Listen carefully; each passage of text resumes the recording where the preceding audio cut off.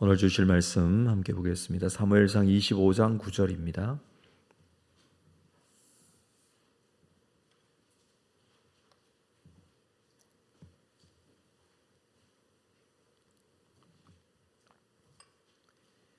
사무엘상 25장 9절부터 17절까지 한 절씩 교독하겠습니다. 다윗의 소년들이 가서 다윗의 이름으로 이 모든 말을 나발에게 말하기를 마치매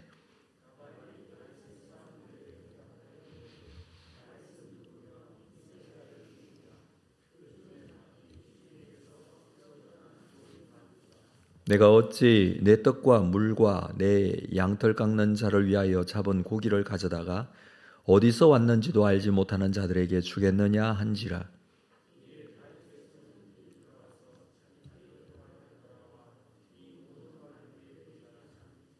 다윗이 자기 사람들에게 이르되 너희는 각기 칼을 차라 하니 각기 칼을 차매 다윗도 자기 칼을 차고 400명 가량은 데리고 올라가고 200명은 소유물 곁에 있게 하니라.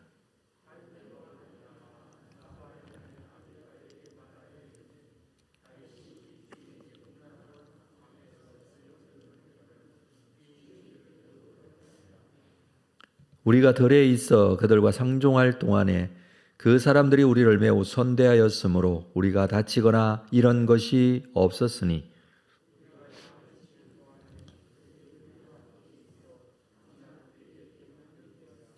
함께 읽습니다. 그런즉 이제 당신은 어떻게 할지를 알아 생각할지니 이는 다윗이 우리 주인과 주인의 온 집을 해하기로 결정하였음이니 주인은 불량한 사람이라 더불어 말할 수 없나이다 하는지라. 나발은 다윗의 부탁으로 먹을 것을 좀 달라고 하는 이 요구를 거절합니다. 다윗은 나발에게 은혜를 베풀어 달라고 했습니다. 양털 깎는 날, 이 잔칫날에 당신의 종과 당신의 아들 다윗에게 주기를 원한다라고까지 하면서 자신을 낮추었던 다윗이었습니다. 그동안 나발의 목자들과 양들을 보호해 주기도 했습니다. 지금 다윗의 상황은 산적 때와 같이 약탈을 할 수 있는 그런 상황이기도 했습니다. 그러나 그렇게 하지 않죠. 겸손과 예의를 갖추었습니다. 그러나 나발은 오늘 본문에서 이렇게 말합니다. 10절에 보면 나발이 다윗의 사반들에게 대답하여 이르되 다윗은 누구며 이새의 아들은 누구냐. 요즘에 각기 주인에게서 억지로 떠나는 종이 많도다. 11절 내가 어찌 내 떡과 물과 내 양털 깎는 자를 위하여 잡은 고기를 가져다가 어디서 왔는지도 알지 못하는 자들에게 주겠느냐. 물론 나발이 다윗에게 이 대가를 지불해야 할 법적인 의무는 없습니다. 나발이 다윗에게 보호해달라고 요청한 적도 없기 때문입니다. 그러나 고대 근동의 정서 자체가 이러한 상황에서 나발이 이런 양털 깎는 잔칫날 같은 경우에는 다윗에게 살해를 하는 것이 당연한 것이었습니다. 거기다가 지금 나발은 갈렙 족속이라 했는데 이것은 다윗과 같은 유다 지파 사람이라는 것을 말해줍니다. 여러 가지 상황을 두고 보면 나발의 이런 행동은 납득하기 어려울 정도의 행동, 참으로 매정하게 그렇게 행동하고 있습니다. 나발이 다윗을 몰랐을 리가 없죠. 지금 온 이스라엘은 사울이 다윗을 쫓기 위해 추격하고 있는 그런 상황이었고 다윗은 그냥 혼자 몸이 아니고 수백 명의 사람들을 데리고 지금 피해 있는 그런 상황인데 이런 이야기, 이런 상황을 나발이 모를 리가 없습니다. 그런데도 나발은 다윗은 누구며 이새의 아들은 누구냐 하면서 다윗을 비웃고 있습니다. 요즘 각기 주인에게서 억지로 떠나는 종이 많다라고 그렇게 표현을 합니다. 다윗이 사울의 종으로서 왕을 배신했다는 것이죠. 다윗을 억지로 주인을 떠나는 종이라고 그렇게 표현합니다.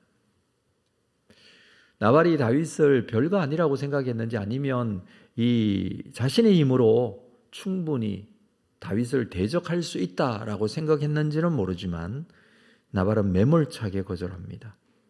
그리고 모욕적인 표현을 해가면서 은혜를 베풀어 달라고 하는 이 다윗이 보낸 이 소년들을 내쫓아 버립니다. 이 이야기가 다윗에게 들어가게 되죠. 화가 난 다윗. 자, 13절에 보면 다윗은 이렇게 말합니다.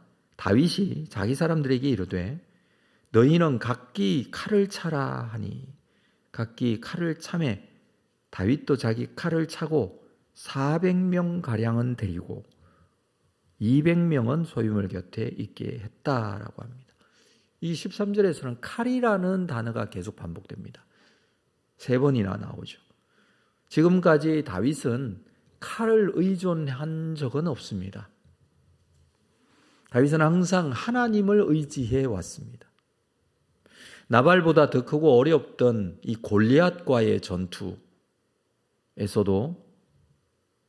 칼과 창으로 나가지 않고 만군의 하나님 여호와의 이름으로 나간다 라고 하면서 하나님을 의지하는 다윗이었습니다.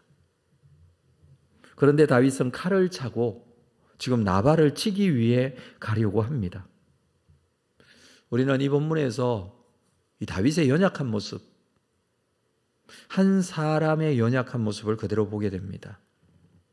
물론 감정적으로는 이해가 되는 상황이죠. 다윗이 이렇게 모욕하고 수치를 당하는 상황에서 이렇게 반응하는 것은 당연하다라고 생각을 할 수도 있지만, 그러나 다윗은 이 상황에서 이렇게 이 문제를 해결해서는 안 됩니다. 24장에서 사울을 죽일 수 있는 상황에서 다윗은 하나님의 뜻대로 하나님의 기름 부음 받은 사람을 해할 수 없다라고 하면서 다윗은 사울을 죽이지 않았습니다.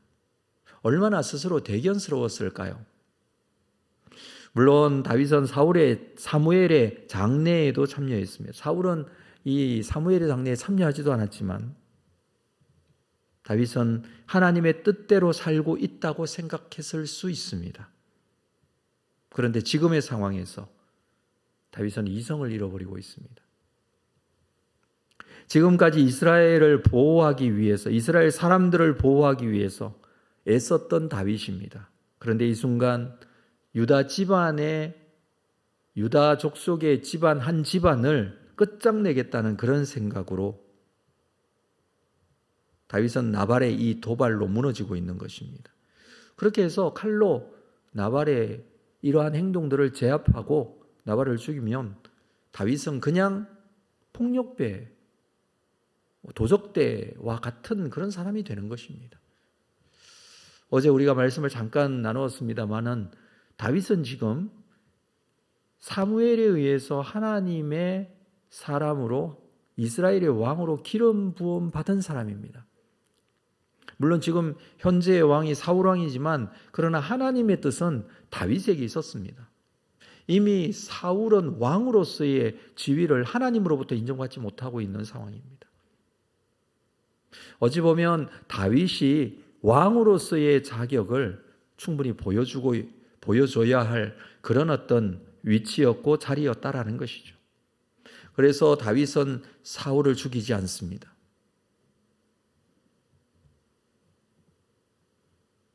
하나님 앞에 하나님의 뜻대로 하나님께 순종하는 그런 다윗의 모습을 보게 됩니다. 그러나 오늘 본문에서는 전혀 다른 다윗의 모습이죠. 내가 하나님과 가장 가깝다고 느껴지는 순간, 바로 그 순간이 사탄은 우리에게 우리의 연약함을 틈타고 들어오는 순간입니다. 사울을 죽이지 않고 돌려보내므로 일생 최고의 영적인 승리를 이루어낸 다윗이 바로 그 다음 순간에 이처럼 힘없이 무너지고 있습니다. 자, 이때 나발의 하인 중에 하나가 이 사실을 부인인 아비가일에게 알리는 일이 이어서 기록이 됩니다. 14절을 보면 하인들 가운데 하나가 나발의 아내 아비가일에게 말하여 이르되 다윗이 우리 주인에게 문안하러 광야에서 전령들을 보냈거늘 주인이 그들을 모욕하였나이다. 지금 상황이 어떻게 돌아가는지에 대해서 아비가일, 그 부인인 아비가일에게 말했다는 것이죠. 15절을 볼까요? 우리가 들에 있어 그들과 상종할 동안에 그 사람들이 우리를 매우 선대하였으므로 우리가 다치거나 이런 것이 없었으니. 16절 우리가 양을 지키는 동안에 그들이 우리와 함께 있어 밤낮 우리에게 담이 되었다. 왜 다윗이 나발에게 은혜를 구했는지에 대한 정확한 부분들이 여기 기록이 되어 있습니다. 이미 이 일은 벌어졌습니다. 그럼에도 불구하고 나발은 다윗을 모욕했습니다.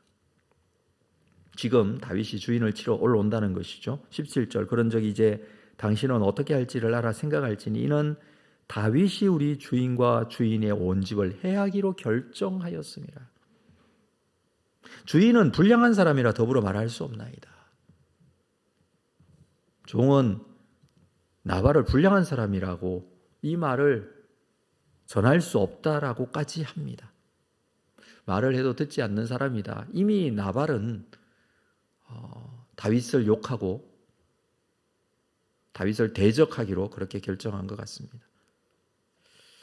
이 이야기를 읽으면서 우리는 이 상황에서 정말 하나님의 뜻과는 상관없이 행동하게 되고 결정하게 되었던 이 다윗의 형편과 상황은 참 위태로워 보입니다. 이렇게 해서는 안 되는데 라고 생각을 하고 있는 이런 상황에서 하나님께서 이 하인을 통해서 역사하고 계신다라고 생각할 수 있습니다.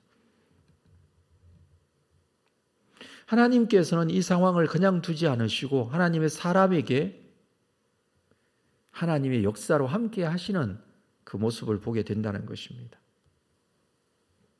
지금까지 잘 지켜왔던 신실함을 오늘 본문에서 다윗은 일순간에 잃어버리고 있습니다. 완전한 사람은 없는 것 같습니다. 신실했지만 사람이 감정이 없는 것도 아니고 기본적으로 가지고 있는 사람의 연약한 모습은 어쩔 수 없는 것 같습니다. 누구나 이렇게 무너질 수 있습니다. 그러나 하나님께서 은혜를 베푸십니다. 사람을 통해서 기회를 만드시고 깨닫게 하십니다. 물론 그 내용은 우리가 내일 본문에서 보게 될 것입니다. 그래서 우리가 해야 될 일은 정말 하나님께서 나에게 어떻게 인도하시고 나를 어떻게 역사하시고 붙들고 가시는가를 볼 수 있는 믿음이 우리에게 필요합니다. 하나님의 지혜를 의지해야 합니다. 하나님을 신뢰하고 끝까지 하나님을 믿어야 됩니다. 감정을 따라 행동해서는 안 되죠. 마음 가는 대로 행동해서도 안 됩니다. 하나님의 신실하심을 믿고 하나님께 묻고 믿음으로 행동해야 합니다. 우리에게 함께 하시겠다고 하셨던 하나님의 약속은 변하지 않습니다. 하나님께서는 우리 속에서 항상 우리에게 말씀하시고 인도해 가십니다. 우리에게 주시는 말씀인 줄 알고 우리의 삶 속에서도 신실함으로 하나님을 믿고 의지하며 무엇이라고 말씀하시는지를 듣고 그 말씀의 뜻대로 행동할 때에 하나님께서는 하나님의 뜻대로 우리를 사용하실 것입니다. 감정에 휘말려 일순간 믿음을 잃어버렸던 다윗에게 역사하셨던 하나님, 그 하나님의 역사가 우리에게도 나타나게 될 줄로 믿고 모든 상황에서 하나님을 신뢰하는 우리 모두가 되시기를 주님의 이름으로 축복합니다. 기도하겠습니다. 하나님 아버지, 오늘도 우리에게 베풀어 주실 하나님의 은혜가 있는 줄 압니다. 우리는 부족하고 연약하지만 그래서 순간순간 무너지거나 하나님을 신뢰하지 못하지만 하나님께서는 우리에게 말씀으로 함께 하시고 우리를 붙잡아 주시는 줄로 믿습니다. 믿음의 사람 다윗도 무너질 때가 있었고 연약한 모습을 드러낼 수밖에 없었습니다. 우리도 순간순간 우리의 믿음이 흔들릴 때도 있고 연약하여 원망과 불평이 터져나올 때도 있습니다. 그러나 신실하신 하나님께서는 언제나 우리와 함께 하시고 우리에게 말씀하시고 우리를 인도해 가시는 줄로 믿습니다. 상황과 문제와 감정에 빠지지 않게 하시고 살아계신 하나님을 믿음으로 바라보고 주시는 말씀을 의지하는 우리의 삶이 될 수 있도록 오늘도 우리와 함께하여 주옵소서. 예수님의 이름으로 기도합니다. 아멘.